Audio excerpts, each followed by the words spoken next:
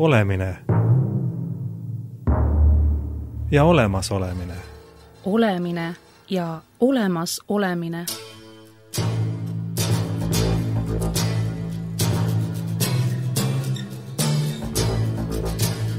Olemine ja olemas olemine.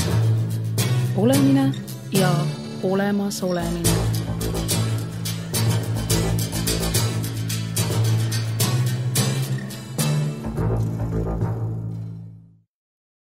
Tere hea raadiokuulaja, mina olen saatejuht Lauri Peekman. Oleme nendes kesknädalastes saadetes olnud väga ühiskonnatundlikud ja arutanud selle üle, miks on Eesti rahvas oma tulevikule vaadates nii suurde hätta sattunud. Oleme püüdnud otsida ka lahendusi ja seda teeme ka tänases saates. Tänane saate külaline palus end tutvustada lihtsalt kui Eesti riigi kodanikku ja ajaloolast.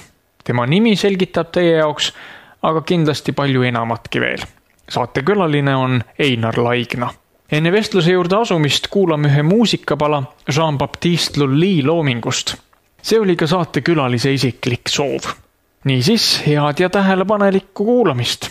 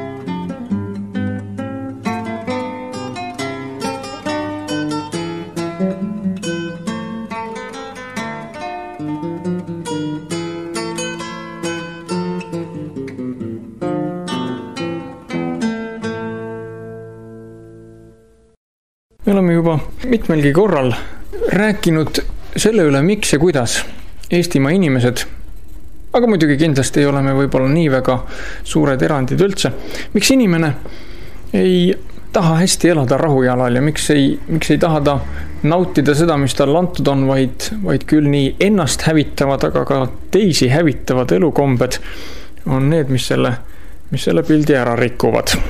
Tänases saates tahaks käsitleda küll ka seda, et ka Eesti rahvas on mingil määral tõepoolest osalised sõjas või vähemalt sellises konfliktis. Ja loomulikult meie jaoks on äärmiselt traagiline, kui me kuuleme neid halbu sõnumeid, kui meie pojad seal kannatada saavad.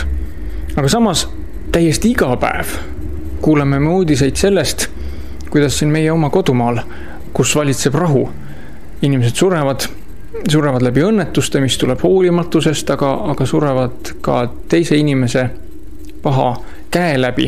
Ja see hulk need ohvrid hakkavad tasapisi nagu ületama juba mingisugust loogikat. Eestimaa on kõige kahanevam rahvas maailmas. Meie iive on jätkuvalt miinuses ja suuremas miinuses kui enamus Euroopa rahvaid. Nii et olukord ikkagi on suhteliselt traagiline. Võiksime siis öelda, et kui meil ei ole kontakti sõjaga, siis on kõik kenasti. Meil on rahu. Ometigi tulemused on suhteliselt trööstitud ka siin samas meie oma kodukamaral. Võttes kokku teie sisse juhatavat lauset, võiks öelda, et elu ja elu pühadus ja elu hoidmine. Kuna meie saade on suunitlusega perekonnal ja sealt tulenevatel elu hoidmise väärtustel, siis sõja ja rahu küsimust ma saan käsitleda ainult väga üldiselt, mitte konkreetselt ja üldiselt, mis meie saadet puudutab, peaks ütlema ühte. Ja see on üldine kogemus läbi aegade, et kui on tõesti sõjaaeg, kui on relvad käigus ja inimesed võitlevad ja surevad, siis mõistetakse elu väärtust teisiti ja sõjaaegadel enesetappe võib esineda ainult vallutuslõpu olukordades, kus mingil muudel põhjustel millegi vältimiseks eelistatakse vaba surma. Sõja ajal ei ole niisuguse asju. Inimene hakkab käituma millegi pärast ennast hävitavalt ja enesetappude arv on suur. Nimelt niisugustel rahuaegadel, kus tundub, et kõik on kindel, kõik on hästi ja väliselt elu nagu ei olekski ohustatud. See näitab meile seda, et kui väline hädaoht ei ole otseselt tajutav, siis selle muretuse tõttu inimeses käivituvad enesehävituse jõud. Aga vast oleks väga huvitav ja nii tähelepanuväärne üks väike lugu jutustada, mis paar aastat tagasi toimus Eesti Pangas. Eesti Pangas oli nõupidamine ja teema oli tuleviku Eesti ja missugused on siis mehe rollid tuleviku Eestis. Seal oli koos siis kutsutud paljude nii juhtivate asutuste ja prominentsete inimeste seltskond ja minu sõber filosoof, tema kaudu oli mind ka sinna siis kogemata keegi kutsunud. Ja kui oli räägitud ilusad tulevikuplaanid seal kõik maha, siis küsis üks naisterahvas, et siin te nüüd rääkisite mehe rollist tuleviku Eestis, aga et naise rollist ei ole räägitudki. Küsimus oli juba ise väga intrigeeriv. Ja mina tõstsin käe ja siis ütlesin, et kas tohib naise rollist nii mõned märkmed teha. Ja ütlesin, et Eesti naiste roll tuleviku Eestis on kõige ilusam, kõige kaunim, kõige ülevam, kõige väärtuslikum ja kõige vajalikum. Sünnitada lapsi. Peale seda minu ütelust läbis saali pahameele kahin ja niisugused näod vaatasid mind, mis olid täis peaaegu et vihkamist. Ja üks naisõiguslane oli öelnud siis minu sõbrale seal, et selle peale ta kirjutab minu kohta ajalehte hävitava artikli. Ja mõned väga prominentsed isikud olid seal näost sinilillad ja vaatasid mind nagu mingit koletist. Ja siis ma tulin sealt kurvalt ära pärast ja mõtlesin, et siin on see rahvas, kes on ju ka minu rahvas. Mina muretsen nende saatuse, nende elu pärast ja nemad on selle eest valmis olema minu peale üdini kurjad ja tigedad ja naised just. Ja see on väga pahaendeline sellepärast, et kui ühe rahva hulgas levivad niisugused väärtushinnangud, et emadus ja laste sünnitamine on naisele sobimatud ja kõlbmatud või solvavad või teda alandavad, siis võib ju lihtsalt öelda, et see rahvas on ajaloos oma eksistentsi potentsiaalselt lõpetanud ja see, mis toimub, on ainult lõpetamise protsess. Kuna see ei lõpe päevapealt ära, see on niisugune ajaline hääbumine, kuid siiski piisavalt kiire, võib toimuda väheste põlvkondade jooksul. Ja siit me peaksimegi rääkima edasi siis, mis on püsiväärtused, mis on, nagu tänapäeval öeldakse, prioriteetne, mis on kõige tähtsam, kõige olulisem. Eesti Vabariigi põhiseadus, minu jaoks isiklikult püha dokument, loen seda pidevalt, see on mul laua peal ja kaasas. Preambulas kogu põhiseadusele fikseerib ju rahvuse ja kultuuri püsimise läbi aegade. Ja laiendades seda preambulat on öeldud, et see toimub viisil ja kujul, mis tagab sama kõikidele Eestis elavatele inimestele ja rahvusgruppidele. Me saame aru, et hoides teisi hoiame ennast, hoides ennast hoiame teisi, inimelu on üldiselt püha ja väärtuslik. Aga see elu kultuuris säilib tänu sellele, et on tuhanded aastad inimesed elukogemuse põhjal tunnetanud maailmas kehtivaid seaduspärasusi. Ja seaduspärasused on universaalsed ja ulatuvad kõikidesse eluvaldkondadesse. Seega, kui me räägime mingitest eri perekonnamudelitest, kindlasti me võiksime rääkida selles mõttes perekonna eri mudelitest väga tinglikult, et ühe ja sama perekonna struktuuri ja selle perekonna mudeli sees, mis jääb üldisesse raamidesse, milles kehtivad ikkagi need põhiseadused, võib olla sisemine niisugune jaotus ja liikumine erinev, mida ta kindlasti ka on. Aga et nüüd saaks öelda, et lagunenud perekond on uus perekonna mudel, sellega küll nõus ei saa olla. Perekond kas on või teda ei ole. Ja öelda, et lagunenud perekond on uus perekonna mudel, see on niisugune sõnade mäng. Aga äkki see on siis tänapäeva inimeste selline hästi optimistlik püüd selles halvas olukorras, kus perekond, kui mudel on lagunenud, püüda siis näha, et see on nüüd uuenenud variant. Me nüüd areneme, see on tegelikult evolutsioon. Mis on mõõdupuuks? Mõõdupuuks on, mis on perekonna ülesanne? Perekonna ülesanne on uue elu sünnitamine, hoidmine, kasvatamine, säilitamine. See on ainukene ja põhiline mõõdupuu. Teised perekonna eluga kaasnevad kaunid, toredad, ilusad asjad, emotsionaalsed rõõmud, armastus, kõik. See on veel seal sees, aga ta põhieesmärk on ju elu jätkumine põlvest põlve. Aga vaataksime ajalooliselt tagasi.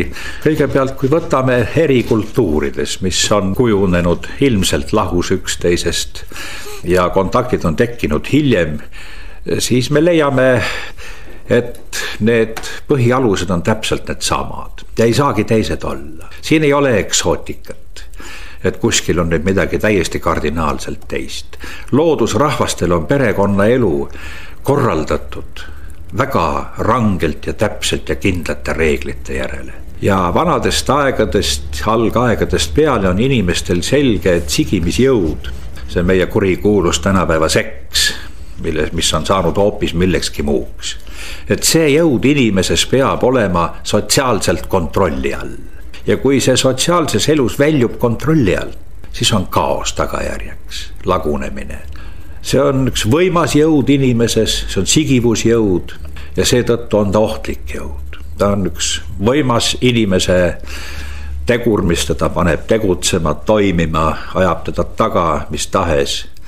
Ja just see valdkond on loodusrahvastest alates selge ja kõikides kultuurides selge. See peab olema sotsiaalses elus korraldatud niisuguste väärtushinnangutega, mis tagab selle jõu püsimise elu säilitamise piirides, et ta ei muutuks elu hävitavaks. Ja me teame seda, et see ohjeldamatu seks tänapäeval toimib vastupidiselt. See, mis on looduse seaduslikult ette nähtud elu säilimiseks ja hoidmiseks, muutub kummalisel kombel, kui raskuspunkt nihkub mujale. Tegelikult elu hävitavaks, see sigimisjõud raisatakse ära niisama ja sellel ei ole tagajärgi. Või siis tagajärjed on missugused? Ruineeritud psüühika, rikutud tervis. Miks me loeme lehest kõikide nende kaasaja ebameeldivate ja jubedate haiguste levikust, mis just selles laadis levivad. Nii et paraku, kui see jõud inimeses on kontrolli all, individuaalselt inimese mõistuse ja eetikareeglite kontrolli all, ja kui see sealt väljub, siis tuleb anarhia ja kaos ja see jõud, mis peab elu hoidma, muutub elu hävitavaks jõuks. Mulle meenub, et Margaret Thatcher kunagi ütles, et AIDSi tõeline ravim ja lahendus on ikkagi 10 käsu pidamine. Teisisõnu, sealt siis ka selle perekonna ideaali ja selle säilitamine. Kõik muud vahendid on suhteliselt mõttetud. No väga toredasti öeldi juba, kui vene keelt veel kasutati meil nii vahemärkuste tegemiseks, et ravim AIDSi vasta on spiadin, maga üksi. Et see ravim on olemas. Selge, et on. Aga nüüd need rahvad kõik on sellest aru saanud, et maailmas on hierarhia ja et perekond kui väiksem sotsiaalne ühik ei saa olla niisugune, et selles perekonnas on mingisugune suur, ütleme otse välja eesti keeles lõualaat, kus kõik läbisegi karjuvad ja kõik on kole võrdsed. See pole enam perekond. Perekonnas peab olema nii nagu lennukil komandör, riigil üks president või kuningas või kes tahes valitseja, mis nime me talle anname. Ja perekonnas peab olema perekonna pea. Ja perekonnal ei saa olla ka 2 pead, sest mitte üheski struktuuris, mis tahab töötada, ei ole 2 direktorit, 2 kaitseväe juhatajat, 2 presidenti, 2 peaministrit. Üks on. Monoprintsiip on. Ja perekonnas ei saa olla ka 2. Ja loodusseaduslikult sobib perekonna peaks mees palju paremini. Rollijaotus. Tänapäeval praalitakse meil sellega, kuidas bravuurselt naised ei lase ennast enam ikkestada ja orjastada mingisse naise rolli, vaid et neil olgu kõik võimalused käes. Võtame praegu aktuaalse kultuuri, mille suhtes me siin oma suud pruugime islami. Meie arvame, et islamis naistel pole õigusi. See on meie arvamus, sest me oleme nii egotsentrikud, et meie mõõdame ise enese järel kõike. Ja arvame, et kui islami naised kannavad riideid, mis katavad nende keha ja varjavad kehavorme või musti rätikuid, et see on meie arvates nende naiste õiguste kohutav piiramine. Islami kultuuris naine nii ei arva, üleüldse mitte. Ja islami kultuuris on viidud väga täiusele nõue, et ei tohi seksuaalselt kedagi ahistada, sest liputamine on ahistamine kõige selgemalt. Ja selle tõttu riidemood ei pea määrima inimesele silma ette pidevat seksuaalset ahvatlust, vaid vastupidi seda varjama. Ja islami perekonnas puudub, ma olen elanud muhameedlaste hulgas ja perekondades puudub perevägivald sel lihtsal põhjusel, et rollid on kindlalt jaotatud. Ja arvata, et islami kultuuris naisel ei ole võimu, see on võhikute jutt. Tütarlapsed saavad 8. eluaastast juba vanemate naiste käest väga põhjalikku ja korralikku kasvatust ja õpetust selleks, kuidas abielu naine peab ennast ülal pidama ja käituma. Ja võib öelda, et islami naisel perekonnas on väga suur võim, kuid see võim ei väljendu laste ees mehega suupruukimises vastamisi, vaid hoopis teisiti. See on väga hästi traditsionaalsetes kultuuridesse korraldatud. Kaukaasia perekonnad, kus ma olen elanud, kurdid, armeenlased, grusiinlased, kes seal veel teised rahvad, öeldi alati, kui ma midagi küsisin, ei, seda ma ei tea, sellega tegeleb minu mees. Küsisin ma mingit asja mehe käest, mis polnud tema valdkond, vastas ta. Ei, sellest ma ei tea midagi, sellega tegeleb minu naine. Tähendab, kindel rolli jaotus oli. Ja selle tõttu ka võimalused tüliks jäävad ära, kui kohustused ja õigused on jaotatud. Ja loodusseaduslikult on ju inimene loodud meheks ja naiseks. Ja see on üks lääne kultuuri mandumise ja allakäigu eriline tunnus, et loodusseadustest ei hoolita ja arvatakse, et inimeste välja mõeldud seadused on nüüd ideaal. Ei ole. Lääne kultuur on praegu mandumas ja allakäigus ja tegelikult jõuab kõikide väärtuste sügavasse kriisi, mida hakatakse juba ka tajuma. Nii et vanad traditsionaalsed perekonnamudelid töötavad, sest et sealt tulevad lapsed ja uued põlvkonnad. Ja kui lapsi enam ei tule, siis tähendab, et perekond on kas lagunenud või ta enam ei täida oma otstarvet. Raskuspunkt on nihkunud perekonna sees mujale. Ja siit küsimus elu kvaliteedist. Mis on elu? Et me saame rääkida, mis on elu kvaliteet. See on sama, mis on nauding, mis on elu nautimine. Minul elu nautimine tähendab midagi muud kui paljudele teistele. Ühele nauding on, et võib alkoholi tarvitada üle piiride või narkootikume või mida tahes. Minul elu nautimine on filosoofia, mõtlemine. Nii et see oleneb väga sellest, mis inimeste ennast huvitab, mida ta naudib. See on määrav. Ja nüüd vana mudeli juurde tagasi tulles võtame meie Eesti. Eesti maa ja Eesti rahvas, kes teab, palju neid tuhandeid aastaid tuleb ritta panna. Ütleme, need on algusest peale, loomise algusest peale. Tähendab, see on niivõrd vana. Need on püsiväärtused. Ja elu on põlvest põlve säilinud. Ja nüüd, kui küsime, kui pikk on Eesti riigi ajalugu.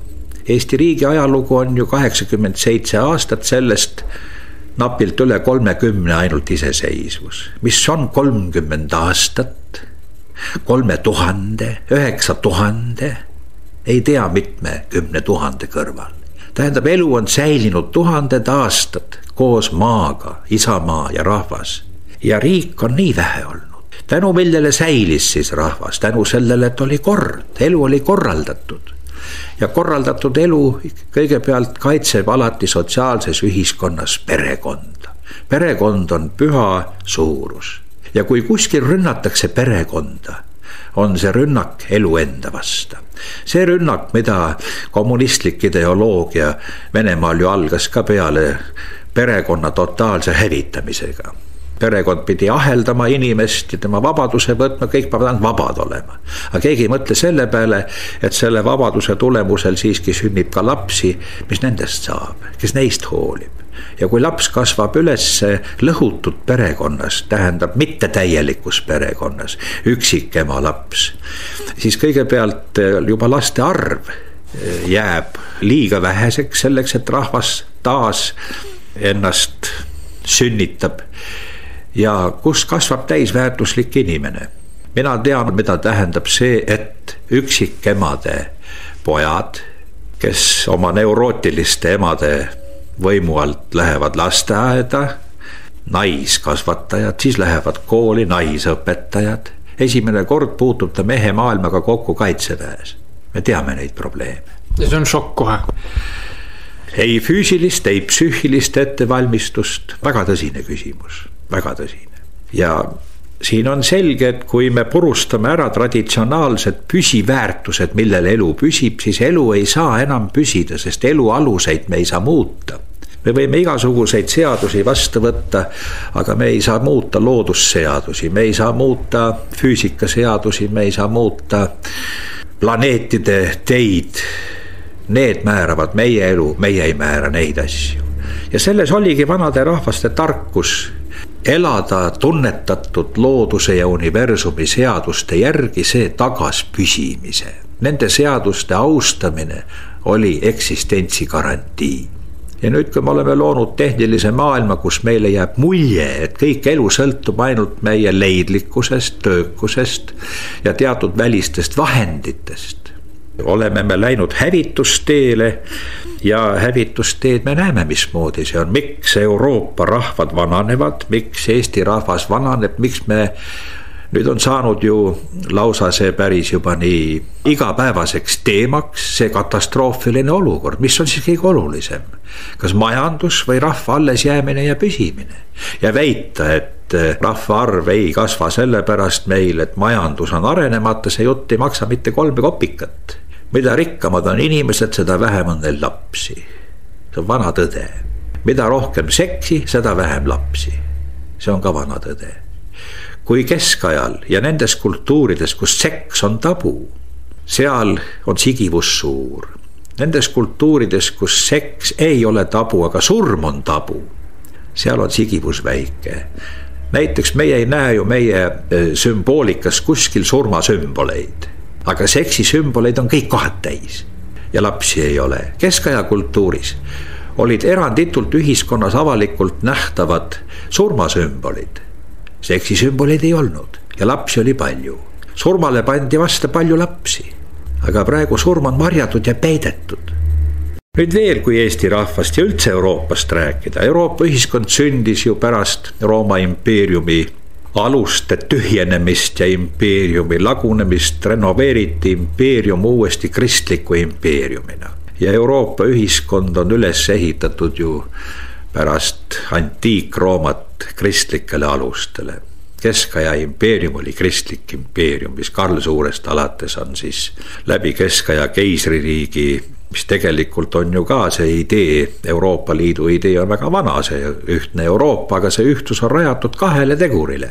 Rassiline ja kultuuriline, ütleme etnilis-religioosne. Suurelt võttes on see kõik kristlik kultuuriruum, milles elavad paraku siiski valgesse rassi kuuluvad inimesed.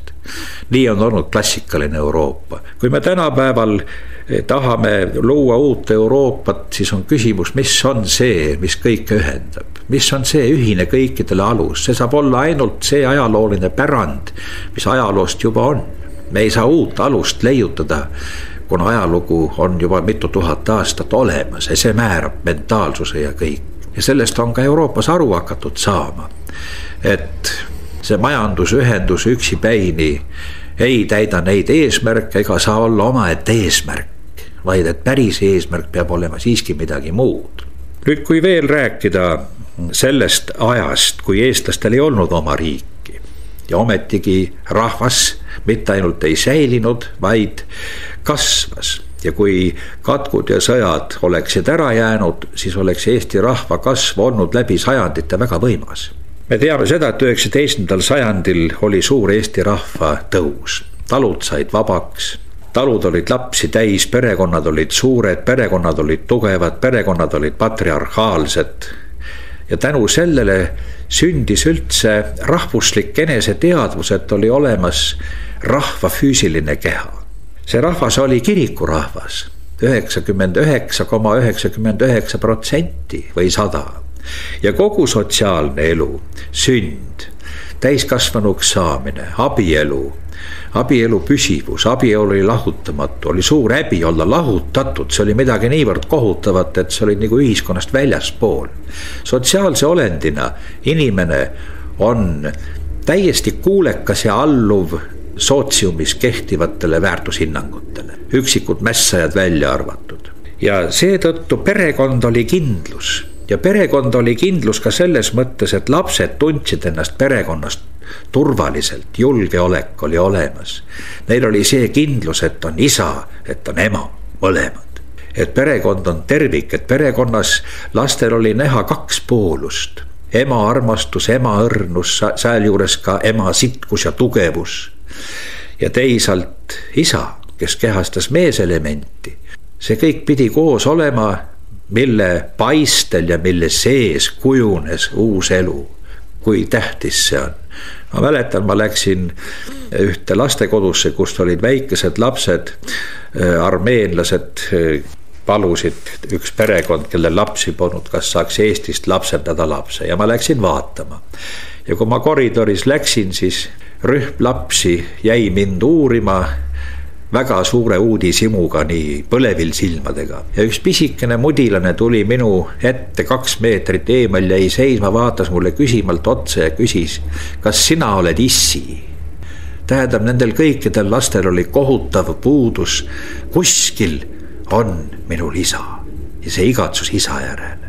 Ja nüüd, kui me oma egoismi tõttu jätame lapsed halastamatult ja julmalt ilma tervest perekonnast, selle tõttu, et meil puudub see kasvatus, mis õpetaks meil oma egot maha suruma ja tõesti neid sõnu tõsiselt võtma, mis abiellumisel antakse.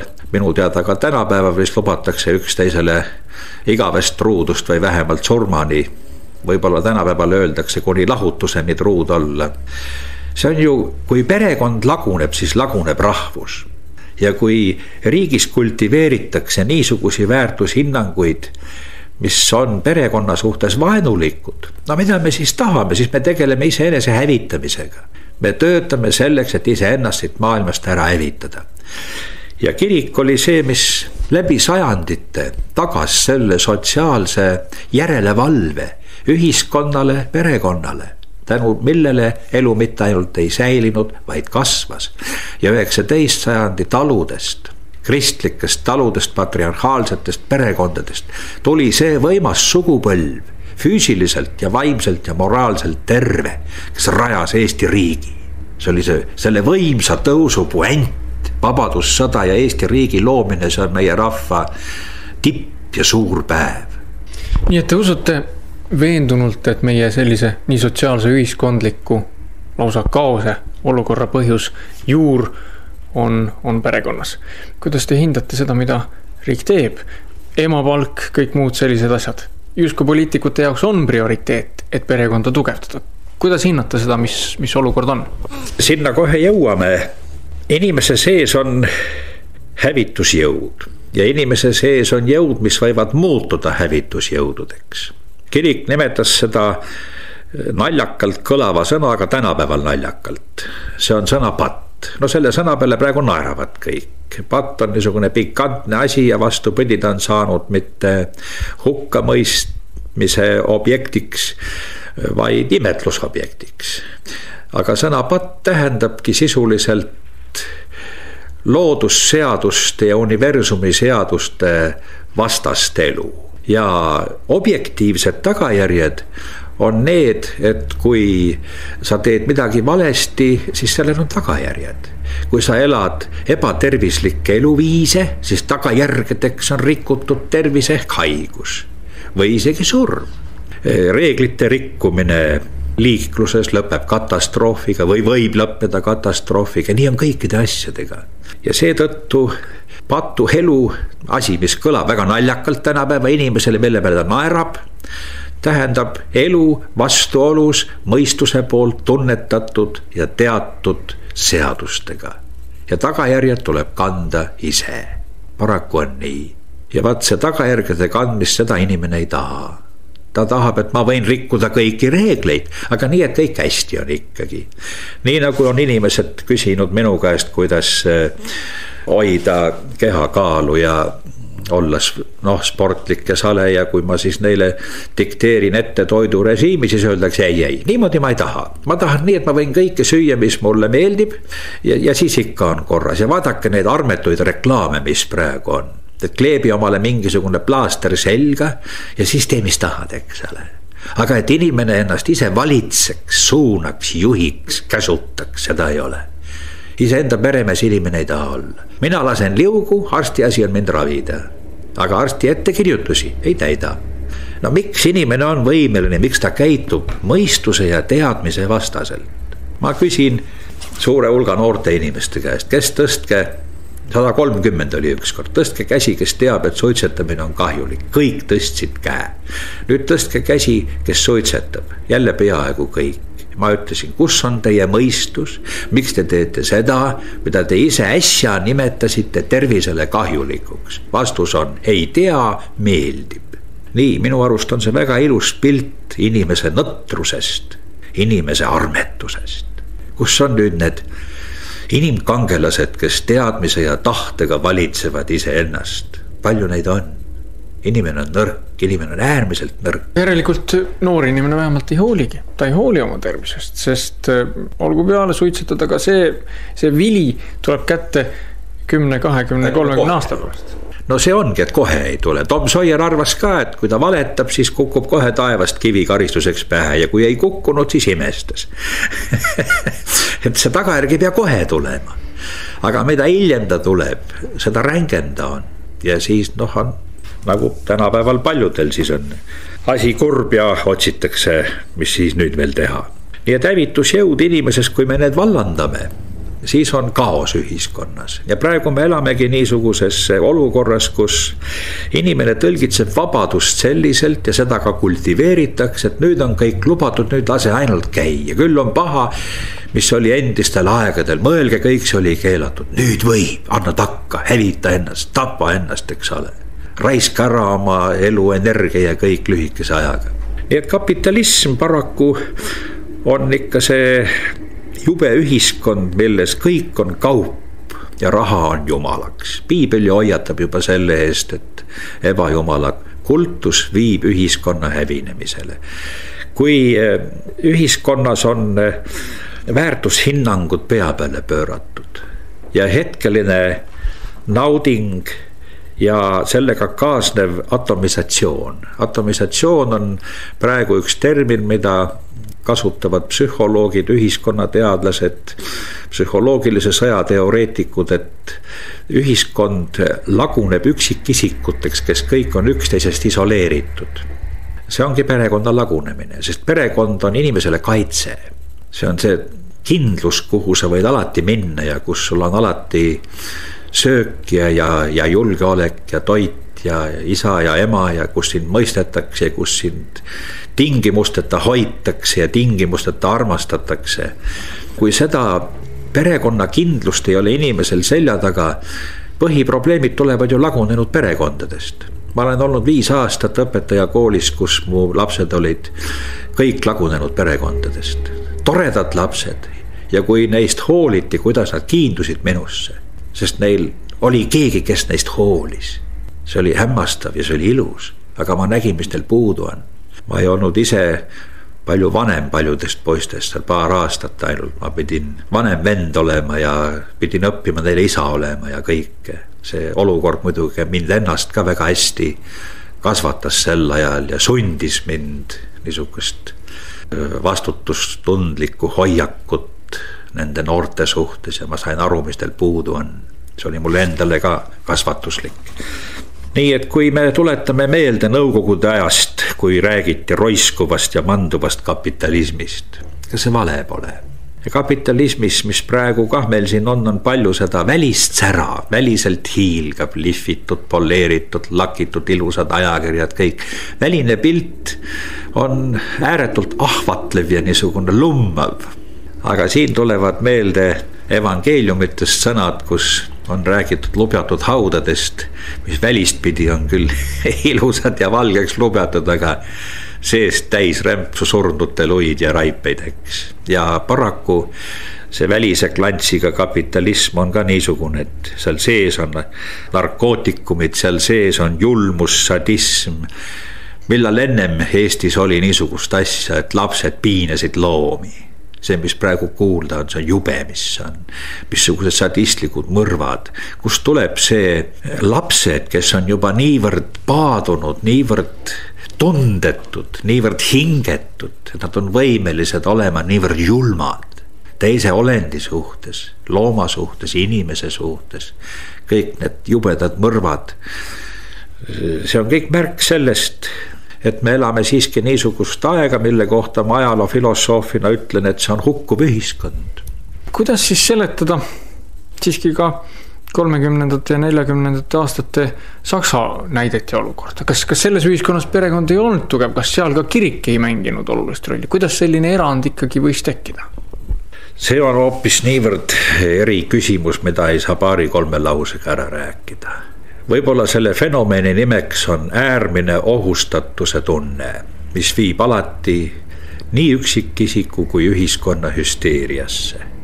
Ei ole kellegile saladus, et Nõukogude Liit oli ambuni relvise sõjaks ette valmistatud, kus juures Nõukogude Liidus kehtestati sõjaaja režiim. Juba siis, kui Saksamaal veel ei olnud Hitler võimul, ennem. See idast tulev hädaoht oli niisugune, et seal oli veel ainult üks võimalus jäänud. Ohustatud olukorras pääseb valla alati hüsteeria ja äärmuslikud reaktsioonid. Aga see on muidugi juba omaette pikem teema. Selle kohta ma olen väga palju lugenud Virnade viisi raamatuid, uurimusi ja muidugi ise mõtelnud ja analüüsinud ajaloofilosoofilisest ja ajaloopsühholoogilisest seisukohast neid asju. Rahvana oleme meiegi nüüd ohustatud, eks ole. Küll oma perekonna hävimise põhjustel ja no üldse meie rahvas ühesõnaga, kui vaadata siin 150 aasta perspektiivis, siis me muutume marginaalseks ja nii nagu te ka mainisite, võimalik, et see ongi loomulik, me suremegi lihtsalt välja. Siin ei olegi midagi parata. Loodusseadused on halastamatud ja kui sa neid rikud, siis tuleb karistus. Ja antud juhul elu vastuolus loodusseadustega tähendab rahvuse hukku. Ja nüüd ei saa korraga olla riiklik poliitika niimoodi, et ühe suupoolega me räägime, et toetada majanduslikult ja üksikemasid ja kõike. Muutuma peab kogu hoiakute süsteem. See peab muutuma. Väärtushinnangud. Miks meil ei väärtustata ema lapsega? Miks meie reklaamid on täis ainult naisterahvast ilma lapseta, ilma emaduseta, vaid rõhutatakse temas ainult ühte külge? Minu arust on see naisele solvav ja alandav. Ülim ja ilusaim on ju uue elu loomine iseendas ja ilma sünnitamine. See on ju kõige ülevam, kõige kaunim, asendamatu. Emaduse kultus peaks meil olema, aga mitte tippmodellide, prostituutide, sest no võtame, kapitalistlik ühiskond on suur prostitutsioon, kus kõik on kaup, kõik on müümine ja kõik on ostmine. Mis moraalist me siin üldse räägime? Ja siis silmakirjaks me vaidleme selle üle, kas prostitutsioon seadustada või mitte. See on äärmine silmakirjalikkus, kui samal ajal kõik muu ühiskonnas ei olegi midagi muud kui üks suur prostitutsioon. Ongi see. Kõik on kaup, kõik on ostmine, kõik on müümine. Erich Fromm ilusti kirjutab, et isegi naeratus on müüdav. Keep smiling. Nüüd on ju peen eestikeelsesse juttu lükkida ingliskeelseid sõnu. Ja selle naeratuse eest omakorda tahetakse midagi saada. See on nagu mingi valuuta omakorda. No nii ta kipub olema. Ehk naeratus võib ja on ka siiras ja õnneks Eesti ühiskonnas on siiski ka palju tervet ja head konservatiivsust. See teeb rõõmu ja see annab ka mingi lootuse. Kui nüüd veel neid negatiivseid jooni veel korra puudutada, siis väärtushinnangud veel kord ja sotsiaalse olendina inimene aktsepteerib neid. Aga kui ma elan ühe koolimaja ligidal ja seal 8. klassi ja ilmselt ka vähema klassi tütarlapsed lähevad kooli omavahel, suitsetavad tänaval õllepudelit käes ja kui te kuuleks, kui ilgelt nad ropendavad. Mina olen poiste seltskonnast kuulnud ka vandumist, aga nii ilget ropendamist nagu tüdrukud poiste seltskonnas ei olnud. Meie vandumine oli niisugune kuidagi, puhas niisugune, ta ei olnud ilge, ta võis räige olla, aga mitte ilge. Ja kui neid jutte kuulad, siis tõepoolest ma ei tea, mis abielu naised neist saavad või tulevased emad. Või kui tervised rikutakse ära, et siis kui hakatakse lapsi tahtma, siis ei saa neid enam. Need on tõsised asjad kõik. Paraku. Ja praegu on see saanud meie eksistentsi küsimuseks. Ja riigil peaks olema seega rahvuse ülesehitamise programm. Nii nagu põhiseaduses on öeldud. Kogu põhiseadus peab teenima rahvuse ülesehitamist. Ja mitte ainult Eesti rahvuse, vaid loomulikult kõikide Eestis elavate inimeste rahvusest sõltumatult. Aga te mainisite ühe fraasi, ma kirjutasin selle kohe üles, Eesti ühiskonna konservatiivsus, mida te hea meeleks siiski mingil määral näete. Kus te seda näete? Milles see väljendub? See väljendub väga paljus. Üks osa meie inimesi, kellel omal puuduvad niisugused traditsioonilised kultuurijuured, kes ise ei ole midagi, otsivad oma identiteeti selles, et võimalikult sarnaneda kõigele sellele, mis läänes on. Ja muidugi ahmitakse sealt seda, millest peaks eemal ennast hoidma, aga mitte võtma. Ja nemad on ka need, kes ühiskonnas rohkem silma torkavad. Nendel on kuidagi suurem sõnaõigus igal pool. Tegelikult see, mis on varjatud ja nii väga avalikkusesse ei tule, on ikka Eesti ühiskond üldiselt oma sisimas suuresti terve. Ja need terved jõud peavad saama ainult välist toetust ja julgustust. Kui meie riigivalitsus julgeks enam olla meie ise ja käituda kodanikuna ja meie kõik inimesed samuti käituda kodanikena vastutustundlikult, mitte püüdes kellegile või mingitele moodidele meeldida, vaid lähtudes oma eksistentsi allesjäämise huvidest, siis me rahulikult võiksime öelda, et kuulge kallid sõbrad Lääne-Euroopas, kas te ei näe, mis te ise endaga teete ja seda hävingut me endale ei taha. Mis siis kogu Euroopast saab praegu? Samad asjad, eks. Milleks see on siis kõik? Milleks me ehitame siis seda oma arvates mingit niisugust materiaalse külluse paradiisi, mis küll ka jääb tulemata, sest et maakera hakkab vasta asjale, on nii. Ja tõsiselt hakkab vasta. Ja need looduskatastroofid, mis praegu on, see on alles algus. Päris asjad alles tulevad. Nii, et meile tuleb vastulöök kosmilisel tasandil. Globaallooduslikul, ökoloogilisel ja kosmilisel tasandil. Pannakse piir valele elule. Sest me oleme ka universumis ja me ei saa süsteemi kõigutada. Ja kui me süsteemi kõigutame, erisaade võiks olla avalikustatud kosmose uurimise tulemused, mis on olnud 20 ja 30 aastat salastatud. Need on niivõrd vapustavad asjad, mis nüüd on teaduslikes raamatutes, et kui see oleks avalikkuses, see oleks täielik šokk kõigile inimestele, mida juba teatakse ja mis selge on, aga mida ei saa rääkida, lihtsalt see lööks ühiskondliku elu segi, kuid meid valmistatakse selleks ette. Esialgu ulmefilmidega. Kui me nüüd selle saate viimase osa äkki kulutaksime positiivsema peale. Milles lahendus? Riigi kodanikuna ja olles mures oma rahva saatuse pärast, oma riigi saatuse pärast, tuleviku pärast. Igaüks mõtleb, igal sõduril peab olema ju kindrali kepp või marssali kepp ranitsas ja igal riigi kodanikul peaks olema ka see mõte, mis ta teeks, kui ta oleks riigi juht. Minu arvates see kuulub kodaniku teadvuse juurde. Minu plaan oleks siis niisugune, et Eesti rahva põlisvara on Eesti maa. Järelikult igal ühel on õigus saada Eesti maast endale üks tükk ilma rahata. Sellele tuleb rajada noorte külad, maa tasuta ja riik ehitab maja laenuga. Laen kustutatakse 10 aasta pärast, kui sul on ette näidata 5-6 last. Vaat see programm minu arvates peaks töötama. Need külad võiksid olla suurepärased. Kui perekond on väike sotsiaalne ühik, siis see küla oleks suurem, kus kõik suhtlevad, see aitaks luua rahvusühtsust, oma palliväljakud, oma platsid, oma lõkkeplats, kus mehed tulevad kokku ja arutavad.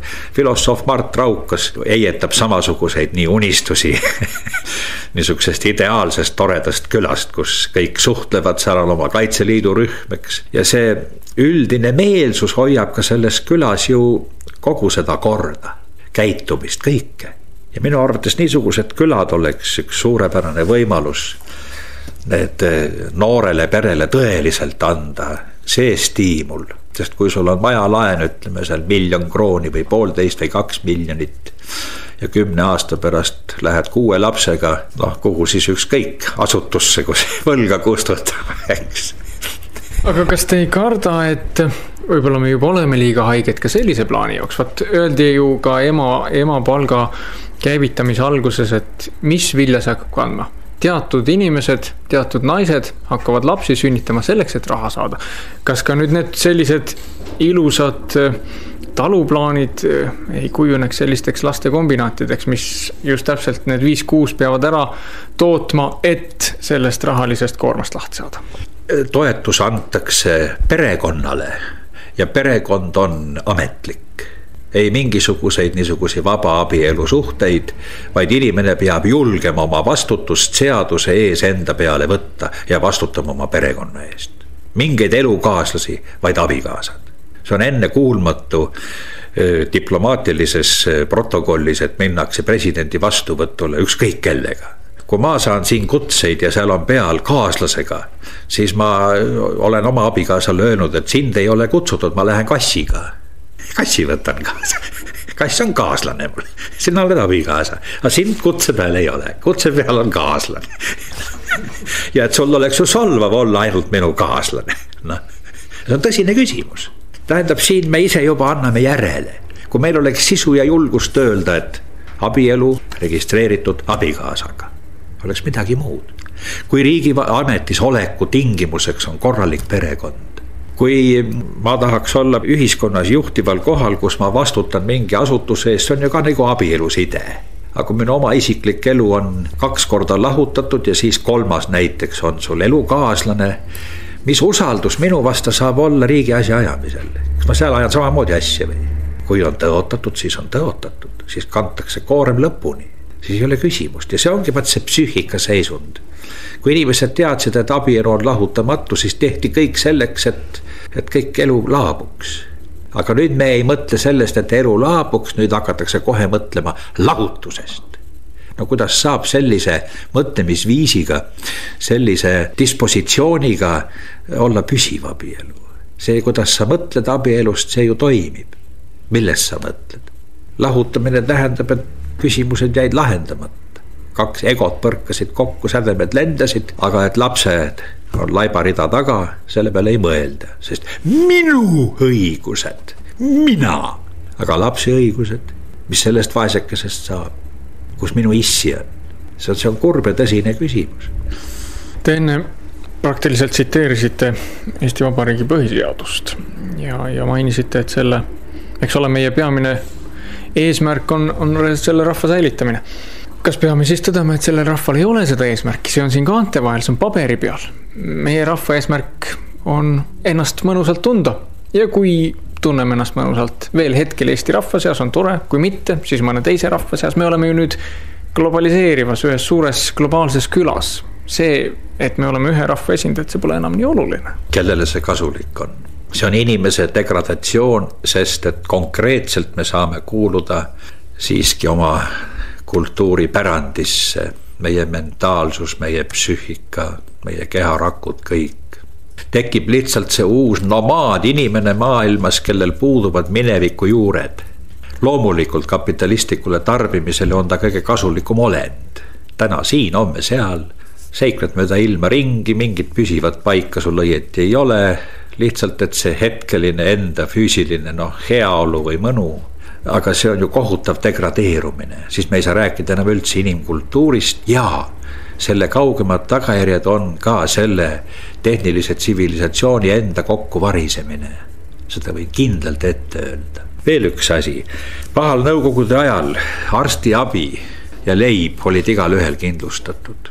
Miks, kui nõukogude ajal meil ei olnud riiki, püsis ja säilis rahvas ja rahva tervishoiu eest hoolitseti suurepäraselt? Miks nüüd, kui meil on oma riik, siis kõige olulisem asi, milleks riik on, rahvuse ja kultuuri säilimine, on see kõige rohkem ohustatud. Vaat siin tuleb millegi üle mõtelda. Nii et isegi mul on sõpru, kes on öelnud, et Eesti rahvas säilib ainult Vene okupatsiooni all. Nii kui selle ära võtad, on kõik läbi. Vasikas sai laudast lahti. No niisuguse arvamusi on, ma lihtsalt tsiteerin, eks ole. Ma ei saa kindel niisuguses asjas olla, aga see paneb mõtlema. Ja on asju, mis väga võimsalt selle versiooni poolt räägivad. Surve peab olema seljas, kui seda ei ole, siis inimene on kohe mugav ja lõtv ja lodev ja... Nii et meil peaks muutuma väärtushinnangud. See on juba suuresti riikliku poliitika küsimus. Missuguseid väärtusi me kultiveerime? Kas rahvust lagundavaid ja need, mis sunnivad teda hääbuma või on teised väärtused? Mida me väärtustame? Kas seda, et perekonnas on luksusautod või palju lapsi? Ma olen kuulnud ka öelda, Eesti on nii arenenud maa, meil on kõige rohkem uusi autosid. Aga kes nendega sõitma hakkavad lähitulevikus? See on niivõrd elementaarne. Ja samal ajal, kui mõtled, milline jõud see on, ma mäletan, ja me ju teame, Kesk-Aasias ma nägin seal, kui väga lihtsalt elasid perekonnas, aga lapsi oli 9, 11, siis öeldi, musulmani seadus. Aga see on jõud, lapsed on jõud, arv on jõud, midagi pole teha. Arv on jõud. Hiinlased naeratavad ja ütlevad, me iialgi ei tungi mitte ühelegi sõjaliselt kallale. Läbi tuhandete aastate on Hiinal müür, aga müür ei liigu, see pole rünnakurelv. Aga naeratavad kavalalt ja igale poole lähevad, teevad poekese, teevad restorani, vaikselt tuleb neid juurde. Ja on Chinatown varsti. Ja varsti on Chinatown. Märkamatult nii, eks ole. See on tarkus, see on tõeline tarkus ja sellest Hiina teoreetikud räägivad, sõjateoreetikud juba millal, juba üle 2000 aasta tagasi. Sima Qian ja Sun Tzu ja kes kõik. See on kõik lugeda see asi. Aga mis ongi huvitav lagunevate kultuuride puhul, et nad tõesti ei hooli enam oma alles jäämisest ja eksistentsist, nad elavad tõesti ainult tänasele päevale. Ja see ongi tunnus hääbumisest ja kadumisest. Idakootid, kui vallutasid Bütsantsi, omandasid kiiresti Bütsantsi kultuuri ja nendest said kultuuri edasi kandjad, kuid see polnud enam see rahvas. aga ma arvan siiski, et üks elav organism, tema esimene olemasolu, see tegutsemismotiiv on ju säilida, alles jääda, püsida, elu hoida, mitte hävitada.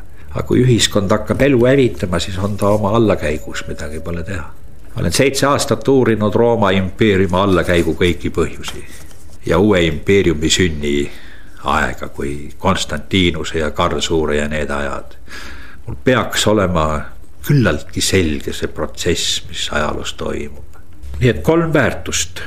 Riiklik poliitika, mis kõigepealt puudutab inimeste väärtushinnanguid ja mõtlemist. Teiseks, see majanduspoliitika, mis on suunatud samuti sellele, noorte külad, mis tahes võimalused. Ja see küla, mis nõukogude ajal suretati välja, miks need külad ellu järka. On see loomulik siis, et õitsev küla, kust ma ise olen, et seal enam mitte keegi ei tegele põllupidamisega. Kui talu ärkab ellu, kui me sööme oma toitu ja talu õues kilkavad lastekarjad, siis on elu. Sealt tuleb värske rahvas, värske toit, sealt tuleb see jõud maa seest juured. Talupoeg on juur maas. Kui talupoegade seisus hävitatakse, on rahvaga lõpp. Rahvas peab sööma oma toitu või teda pole enam. Need on kõik niivõrd ajaloost ammu tuntud asjad, et mind paneb lausa imestama see kohutav teadmatus, mis ajaloo suhtes on ja sellest mitte midagi ei ole õpitud. Praegu on aeg lüüa ülimat hädakella ja see muretus on masendav. Või mitte isegi poolikud, vaid veerand abinõud või veel vähem. Abinõud, mis tegelikult pole abinõud. Ja kui maal need joodikud laste abiraha lihtsalt joovad maha, ma ei tea, mis inimesed need on, kes nii toimivad ja millest nad üldse elavad, kui neil tööd ei ole ja kui neist ei olegi töötegijat enam ega tahagi enam teha. Need on ülimalt tõsised asjad, millele riik peaks reageerima erilise kiirusega, sest aega ka ei ole siin. Armas raadiokuulaja, küsimus on meie eksistentsist ja meie igaüks saame selle koha peal, kus meie seisame, hoolitseda, et see koht rindes vasta peab. Kui stepirahvad, kus on palju inimesi, ütlevad, üks ei ole sõjaväljal sõdur, один в поле не воин, siis meie strateegia on vastupidine. Ühest sõltub kõik, kuna meid ei ole palju. Ja see nõuab üksikisikult suurt vastutustunnet ja kõrget kvaliteet.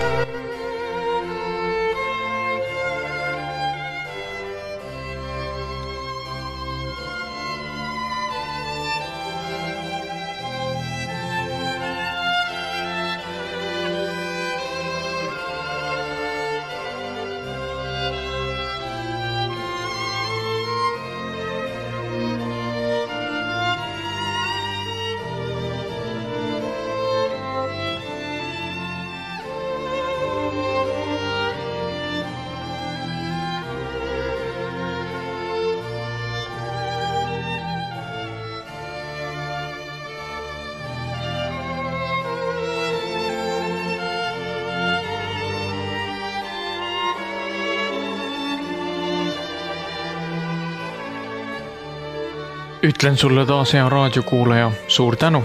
Suur tänu kuulamast. Tänases saates oli külaliseks Einar Laigna. Leppisime lahku minnes kokku, et teeme kindlasti varsti ühe hästi positiivse saate, kus räägime elu headest ja ilusatest külgedest. Jääge siis sedagi saadet ootama. Mina olen saatejuht Lauri Peekman. Taas kuulmiseni.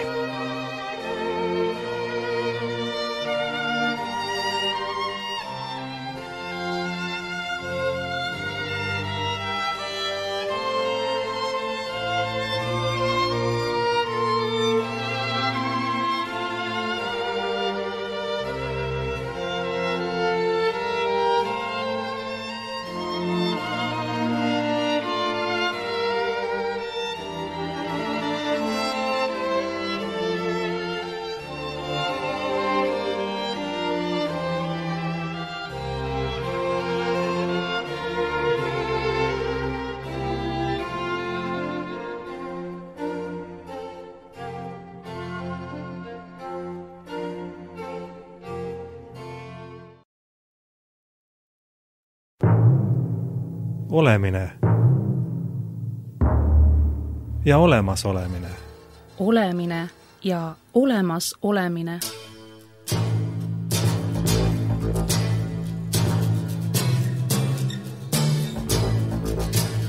Olemine ja olemasolemine. Olemine ja olemas olemine.